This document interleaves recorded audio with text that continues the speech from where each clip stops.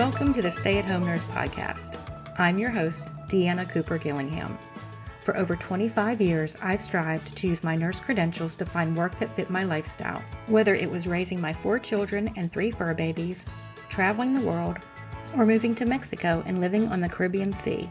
Sometimes I succeeded, and sometimes I failed, but I always learned from the experience. Now, I want to help you by sharing what worked and what didn't work.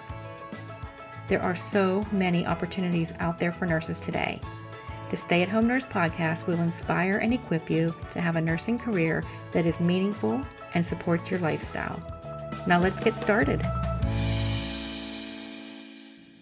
Today we have something special. We have a guest for the first time on the podcast. So I would like to welcome Janine. Janine, could you introduce yourself and tell everybody who you are?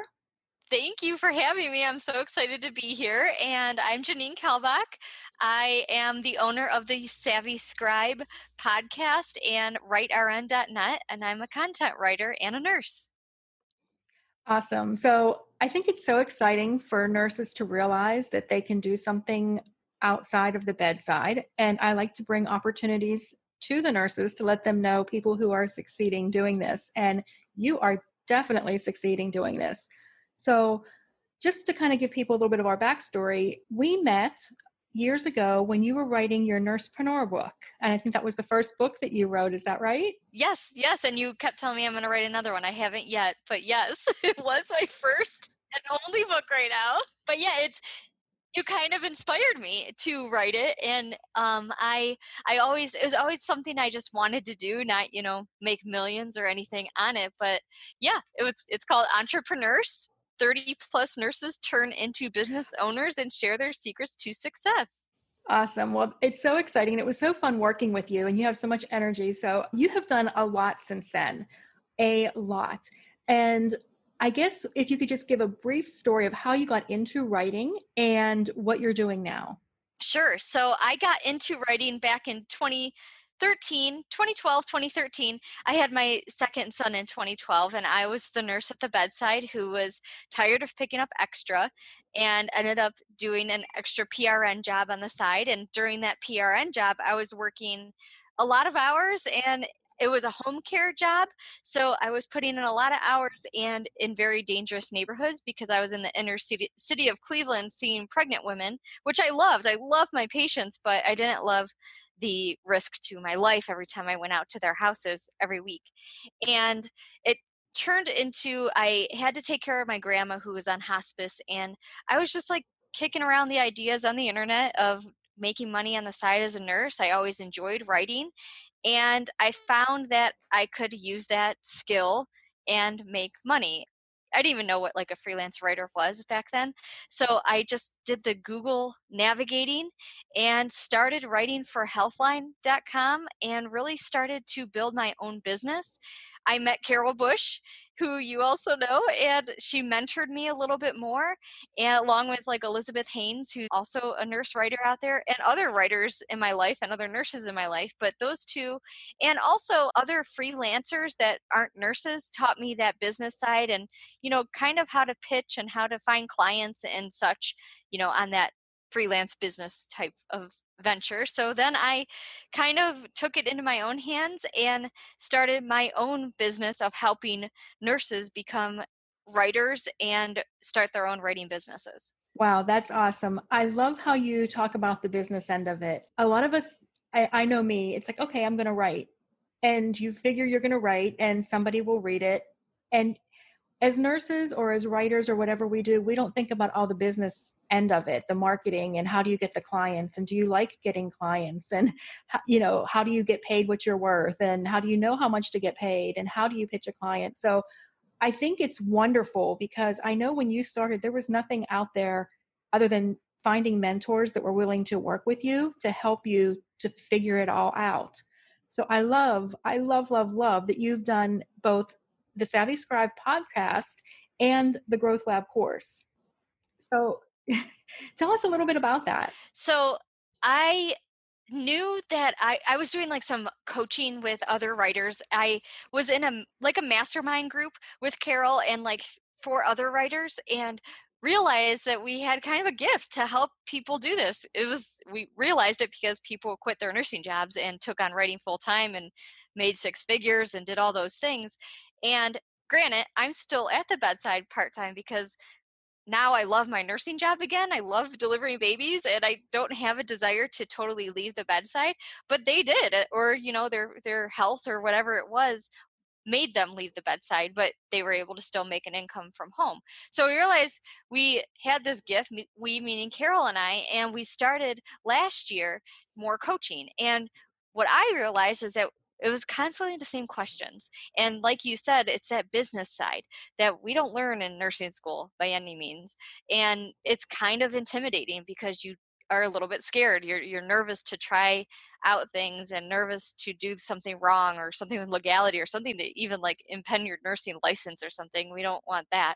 So I created a course called Plan, Create, Launch, Land, and Grow Your Health Writing Business. And it's available on my website. And I go through right now, I have 39 lessons, but I am right now creating a ton of content to just keep adding to that because I truly want it to be a course that's like a roadmap for nurses that want to do this. So it truly walks you through, holds your hand lesson by lesson. And what's cool is that the lessons are very short and digestible. They're kind of like mini podcasts, but within it, you have the PowerPoint presentation to download, and you have little downloadable worksheets and stuff like that to be able to take it at your own pace or as fast as you want at the same time. I think that's wonderful. I know a lot of times figuring it out yourself is not the best roadmap, especially if you want to do something quickly. And I love how you've actually have that proof of concept where you have people that have actually been able to quit their full-time jobs, even though you haven't. And I love that you haven't because I loved what you said about I love nursing again. Yes. And when you have the choice of doing something instead of having to do something, it can make all the difference in the world as far as your attitude. Now you can go in as much or as little as you want, and you can enjoy it again instead of it being something that you have to do. So I love that you brought that up. That's when it like really hit me. Honestly, when I was working and I was like dreading like going to work, I'm like, what kind of nurse am I that dreads going to deliver someone's child? Like, this is not me. I love this work. And now, like you said, I love it again. And I enjoy going to work.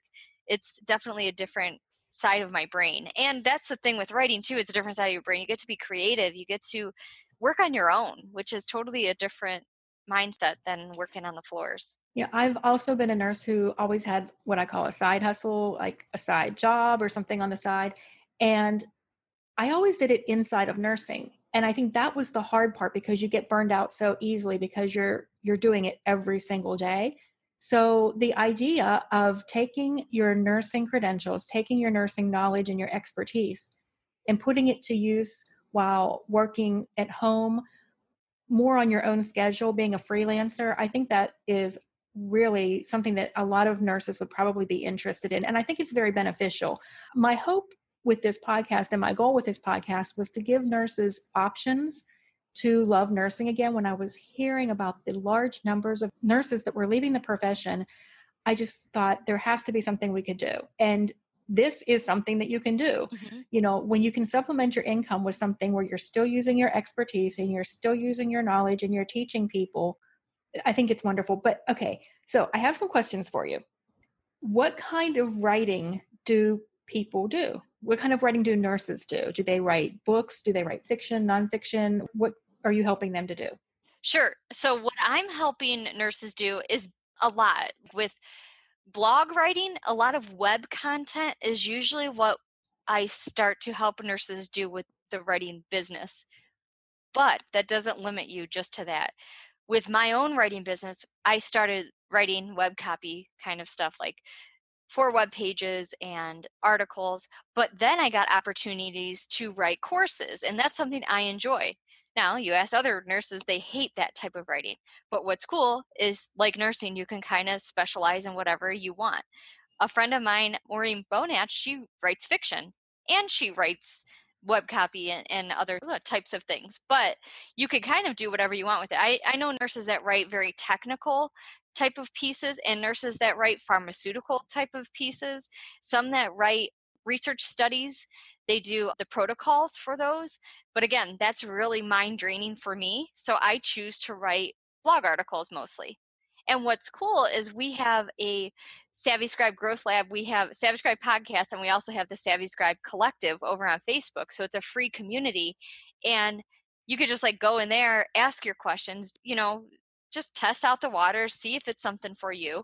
And I am now approached by so many clients for a writer, and my bandwidth is getting so big that I now subcontract with writers too, nurses, so they can even start making a little bit of money while they're out looking for their own clients too. So that's a benefit of the course, is you're now in that group too. Obviously, if you're buying the course and you're ready to launch, you get to have some writing opportunities as well. I bet that is very popular. I know for a lot of people, especially nurses, selling is very hard. We hate to sell.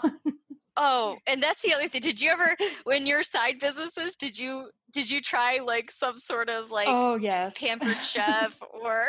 I absolutely hated it. And I was the worst at it. And I thought that meant I would be a failure at business, but it doesn't. It just means that's not for you. And it is for some people, and they're so good at it, but it wasn't for me. Sure, I know. Well, not me either. Oh, the other cool thing with my course is you get CEUs too. So I said it's kind of cool because Catherine Berger is somebody who helped me with that. She was like, I think it's just another thing for nurses. If there's something you're interested in doing and it might be writing, why not get some CEUs for your license as well? So you get 2.1 right now CEUs for it. So I love that. Why not, right? Yeah. Yeah, you have to get CEUs anyway to get your nursing license. So why not? I think I've actually done another podcast on that where it's like, why not use it for something that you would actually be interested in and maybe making yourself more marketable? And what is more marketable than being able to go out and get clients on your own and write? So I think that's awesome. Right. And what's cool, like you said, you can do as little with it or as much as you want. It can pick up a 12-hour shift, or you might just want to write an article to eventually go get your nails done when COVID-19 lifts.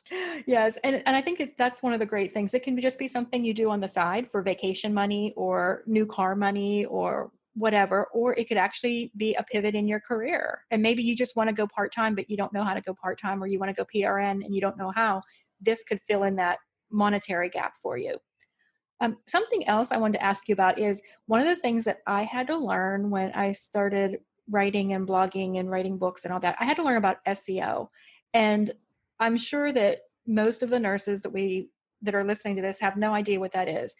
And I think that's one of the things I want to point out with when you take a course like this, you don't even know what you don't know. So you didn't even know SEO was out there, but yet it is one of the most important things if you're writing web copy. Do you want to just maybe really brief on that? I'm sure most people probably aren't interested, but at least it gives you an idea of the off the wall things that you have to learn to be successful with something like this. Sure. SEO, search engine optimization. Yes. And I am constantly learning about the craft of writing, the business of writing. I'm still, like nursing, always learning something. And SEO is one of those things that I still am constantly learning. I'm learning about that. I'm learning about strategies with different social platforms too. You don't understand until you're in it, the Facebook algorithm and the LinkedIn algorithm and the Instagram algorithm, all these things that exist that, reading one thing 3 years ago is totally different than what it is nowadays. So it's kind of like your professional practice. You're always going to be building on your knowledge, and SEO is just one little thing when it comes to blogging. And what that is SEO, it changed. There used to be keywords that people gave me, and I would try to put those keywords into an article, and you would see a lot of people, it's like almost like robots that would put these keyword stuffing is what they would call it into articles just to get them ranked higher on Google. And now Google got smart, and Google says, you know what, we are getting rid of that keyword stuffing. We are only looking at articles that sound like somebody actually wrote it. So if you're speaking patient-friendly language to a patient, it's going to recognize you more. Now, that doesn't mean you're not going to put some keywords in, but you do want to rank on Google. So you want to maybe, there's different ways you want to write an article, and you want to use H1 headline, meaning like a topic headline, and then H2, which are like subtopic headlines, a lot of bullets, a lot of lists, and that stuff is read. And when you start to incorporate that into a blog article, it really gets to be seen. The other thing that Google does is called the Google Eat strategy. And the Google Eat strategy, like you're eating something, is experience, authority, and trust leadership, I think is what it is. But either way, what it means is that nurses are really good for this because we have a degree. So if we are blogging something for a company that needs some clinical content, they are going to look for a person with a degree. Why not have a nurse write it? So they're going to choose a nurse to write something over somebody that is just a health writer. That being said, they also would look for a doctor who would have that MD after them to rank even higher. So if you go on WebMD, if you go on Healthline, you'll see that all the articles written on there are done by someone in the health related area that has a degree. And that makes it really exciting for those of us who want to write, because companies now know that they have to pay a professional to write and not just pay somebody that, they just do some research and write it, but they have no idea what they're talking about. So I think that's great. And I think it's really exciting that you put this in place so that somebody who has the talent of writing can learn all the other things, because it takes years, and you've been doing this for years. And that's why you're so successful, is because you've had to learn. A lot of it was trial and error, I'm sure. And a lot of it was from your mentors. Oh yeah. But all of that learning, now you've packaged it up into a nice little package and you're sharing it with others. And I think that's wonderful. So I think that this is probably a good place. You gave us some really good information for us to talk about how people can get in touch with you. So because they're listening to a podcast, I would expect that they would be interested in your podcast. Can you tell me a little bit about that? Yeah, so the Savvy Scribe Podcast, it's a podcast for health care professionals who want to build profitable writing businesses. So if you're interested in starting a business, it kind of walks you through. I talked to a bunch of leaders and people in the industry, not so much just nurses, but people that are in the writing side of it, that talk about building their businesses and how to network with other writers and such. So the podcast is definitely helpful. I also have like a little opt-in. If you go to the savvyscribepodcast.com, you'll get just like some tips, 5 actionable tips just to start your business today. And also like 3 questions to ask yourself to see if becoming a nurse writer would be right for you. Also, I have another freebie on my course page that's, and you hear me all the time, like converting the nursing thinking into a writing business. So I also have a course that's free, and it's called the Nursing Process for Booking a Writing Client. So it's like a done for you care plan for prospects. So you can actually use the nursing process we all know and hate, right? We all know and hate that we actually can put towards gaining writing clients. So all these freebies, just because I think nurses need guidance, and we're busy, especially again with the COVID-19. We're homeschooling. But right now I think is like a huge time for nurses to try and find something on the side, because we are getting so burnt out at the bedside. Yes. And I'm so glad that you have these options for people to kind of get their feet wet and just do a little thinking. I know I talked before about how you were good at writing. When you started writing, you were good to start. But I had been writing nurses' notes for so long, I couldn't write a complete sentence. So I had to start with baby steps of like taking a class on how to write. And yeah, so I was even more behind than you were, but you have far excelled with just the whole writing thing. I think it's awesome. And I love the way that you're teaching others. So I would invite anyone to really look into this and think about it. If it's something that you want to do that's beyond the bedside, that you have all these years of expertise and all this knowledge, and if you think you'd like to share it with others in the form of writing, check in with Janine. She has so much resource, so much knowledge, and if she can't help you, I'm sure she can send you to the right person who can. So with that, Janine, where else can people find you? I know you mentioned your Facebook group. Yes, my website, writern.net, like you're writing something, rn.net, and LinkedIn. I'm always on LinkedIn. I think it's a great platform. Okay, great. We're going to have links to all of these in the show notes. So if you check out the show notes, you can just click on the link and it'll take you directly to all of these places that Janine mentioned, and you can find her there. And I really hope some people kind of start exploring this. I think it's a great way to get your feet wet, and it's a low commitment thing, just writing. You can kind of practice it on your own. You can show people that, in your group, you can even like just share and say, hey, what do you think? Because I know the first time I wrote anything, I thought, this is so stupid. Nobody's going to like this. They're going to laugh at me. So it's really nice to have other people that you can show it to. And they're like, no, that's actually pretty good. So, okay. Well, and the other thing to help, I always tell writers this, and you say I'm good at writing. I don't think I'm good at writing. I think I'm okay at writing. I think my editor is really the person who saves my butt. I think writers hate editors, but we love them so much because they hurt our feelings when they edit our work, but then they're like, make it so much better. And you're like, thank you, editor. Like, what would I do without you? And that's what I tell a lot of my nurses who are, if you gain your first client and you're nervous about it and you're afraid your writing isn't good enough, because we all think our writing isn't good enough because it's called imposter syndrome. Like, you just never think you're a writer because we didn't go to school for it. You might think you're a good nurse because you went to school to it and you've been practicing for a while, but when you're first a nurse, same thing at the bedside. You didn't think you were good, but you were probably good. You just didn't know what you didn't know yet. And I think editors give us that, like, it's okay. Your writing needed editing, but it's okay. Go ahead and submit it. So you get that little bit of like, kind of feeling before you submit something. So that's another tip. Yeah, I have to agree with you on that. The first thing that I did was actually a compilation book, kind of like what you did with your Nursepreneur book.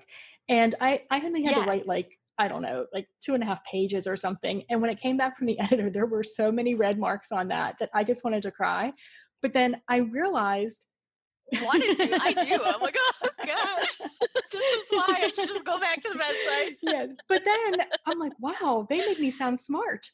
Like, they can take your gobbledygook that you're just trying to spit out there. And then when I wrote the entire book, the CCM Certification Made Easy book, it was, oh my gosh, it took me over 2 weeks just to go through and like approve, which I approved all of her edits. They make a suggestion and then you have to approve it. Of course. And it's like, well, why wouldn't I approve it? Because you make me sound so smart. And exactly. After that, I was like, I will never publish something without an editor again, because I didn't realize how much they really help you. They're like, I don't know how to explain it, but they make you look so much better than we're good. We know what we're doing, but they make it palpable and they make it so that somebody can read it and understand it. And it sounds professional. And that's what I love about editors. That's why I like podcasting, because I can just talk and it's okay. But if you ever get anything transcribed, you read it, you're like, oh gosh, did I really say that? I've had a couple transcribed and I was like, I don't talk like that, do I? Show notes are just so much better. Let's just link it up. Exactly. Well, thank you so much for being on. I really appreciate it. You have been a fantastic first guest, and I'm really excited to see if anybody in the group will decide to start writing. I think it's really exciting. We need more healthcare writers out there. We need more nurses. We are the ones who can take the complicated information that's medical jargon and make it easy and understandable. And that's our talent. And we can do that by writing. Exactly. And, I've had nurses say to me, Janine, why are you giving away this stuff for free? Why are you giving away all these tips? Because I will tell you, like you said, we need healthcare writers and the work is there. There is no famine right now because of COVID-19. Like, there is a lot of work out there. I've never seen it where I can't find clients. People are always looking for blog posts and articles and stuff to rank their website. So that is why I give it away for free, because why not? Like, I'm not scared that the work's going to run out. Right. It's sharing the wealth. Yep, exactly. Okay. Well, thank you so much for being on. We are going to wrap up this episode, and I think we're going to have Janine back. I think she has some really good information, and we will take some topics and come back and hash those out too. We talked a lot today, and we will come back again and maybe revisit some of these a little deeper at another time. Would that be great? That'd be awesome. I appreciate you so much, Deanna. Okay. Bye-bye. Bye. This was the first interview episode we have done. I really enjoyed our conversation with Janine. I would love your feedback. Would you like more interview episodes? Is there someone you would like to hear on the show? Shoot me an email to hello@thestayathomenurse.com and let me know what you think. And don't forget to share this episode with a nurse you think needs to hear it.